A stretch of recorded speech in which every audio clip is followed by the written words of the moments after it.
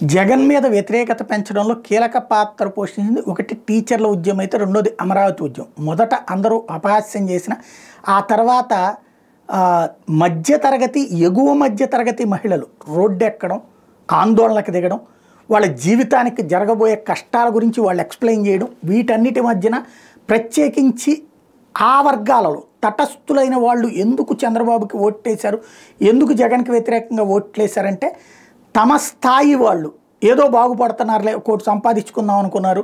ముందైతే వాళ్ళకి అత్యాశ పేరాశ అని తిట్టుకున్న వాళ్ళు కూడా ఏం మనమైతే మాత్రం ఇట్లా చెయ్యమా అన్నటువంటి ఒక ఎకోసిస్టమ్ ద్వారా ప్రచారం ప్రారంభించాక అందరిలో ఆలోచన వచ్చింది. అవును, మనకైనా సరే 10 లక్షలు పెట్టి కొన్నది ₹1 అవ్వాలని కోరుకుంటాం, కానీ తగ్గాలని కోరుకుంటాం. వాళ్ళకి 4 కోట్లు వెళ్ళిందని వెనక్కి తెచ్చాడు జగన్.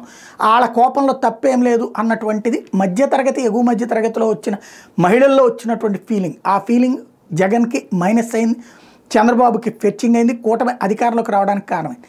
ఈ పోరాటం చేసిన అమరావతికి సంబంధించినటువంటి రైతుల మీద కేసులు, మహిళా రైతుల మీద కేసులు ఉన్నాయి. బట్ ఆ కేసులు ఈ రోజు వరకు తీయలేదు. నాయకుల మీద కేసులు ఉపసంహరించేసుకుంటున్నారు, కానీ అమరావతి రైతుల మీద కేసులు విత్డ్రా చేయకపోవడం వలన కోర్టుల చుట్టూ తిరగాల్సి వస్తుంది. ప్రభుత్వం ఆ దిశగా అడుగులు వేసి ముందు అమరావతి ఉద్యమం మీదన పెట్టినటువంటి ప్రతి కేసు, ఆ అమరావతి గ్రామాల మీద పెట్టిన కేసు, గ్రామాల్లో ప్రజల మీద పెట్టిన కేసులన్నీ విత్డ్రా చేయాల్సి ఉంది.